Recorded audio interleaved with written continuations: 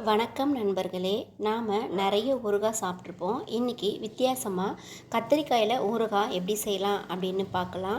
இந்த ஒரு ஊறுகாய் நீங்கள் செஞ்சு வச்சுக்கிட்டிங்கன்னா இது இட்லி, தோசை, சப்பாத்தி, சைடிஷ்ஷாக பருப்பு கூட, கீரை மசியல் கூட, சாம்பார் சாதம் கூட, தயிர் சாதம் கூட சாப்பிட்டா அவ்வளோ டேஸ்ட்டாக இருக்கும்.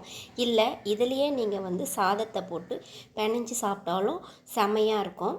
இதுக்கு 15 நாள் செல்ஃப் லைஃப் இருக்கிறதுனால ஒர்க்கிங் உமன், பேச்சுலர்ஸ் அண்ட் அடித்து பிடிச்சி வேலைக்கு போகிற எல்லா பிஸி பீப்புளுக்கும் ரொம்பவே ஹெல்ப்ஃபுல்லாக இருக்கும்.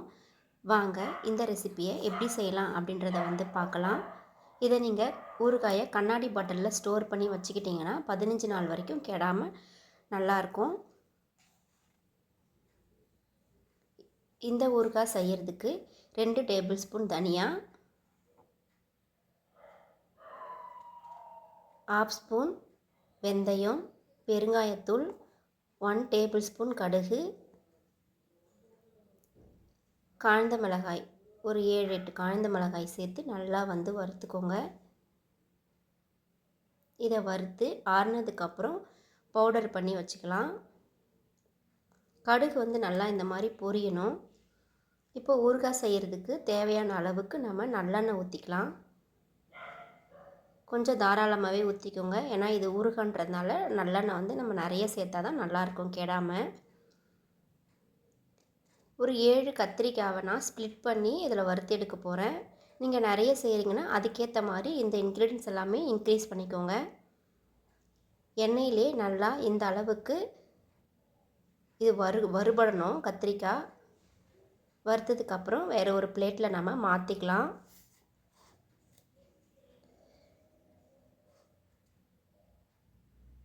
மறுபடியும் நம்ம நல்லெண்ணெய் கொஞ்சம் சேர்த்துக்கலாம். 1/2 டேபிள் ஸ்பூன் வெந்தயம், கடுகு, உளுத்தம்பருப்பு சேர்த்து நல்லா பொரிய விடலாம்.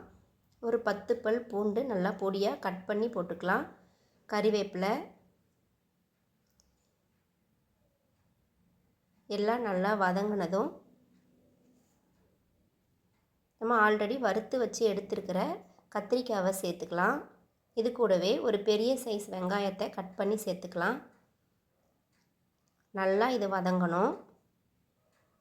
தேவையான அளவுக்கு உப்பு சேர்த்துக்கலாம். 1/2 டேபிள் ஸ்பூன் மஞ்சள் தூள், நம்ம ஆல்ரெடி அரைச்சி வச்சுருக்கிற இந்த ஊறுகாய் பொடி எல்லாம் சேர்த்து மிக்ஸ் பண்ணிக்கலாம்.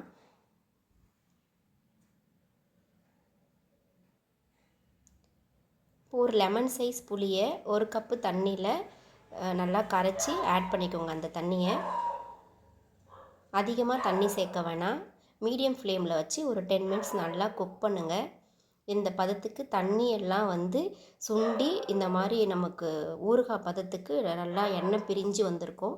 இந்த ஸ்டேஜில் நம்ம ஸ்டவ் ஆஃப் பண்ணிவிட்டு நல்லா ஆறுனதும் ஒரு கண்ணாடி பாட்டிலில் நீங்கள் போட்டு ஸ்டோர் பண்ணி வச்சுக்கோங்க. இது 15 டேஸ் வரைக்கும் நல்லா கெடாமல் இருக்கும். நீங்கள் எல்லாத்துக்கூட இதை சாப்பிடலாம். ஒரு மல்டி பர்பஸ் ஊறுகானே இதை நம்ம சொல்லலாம்.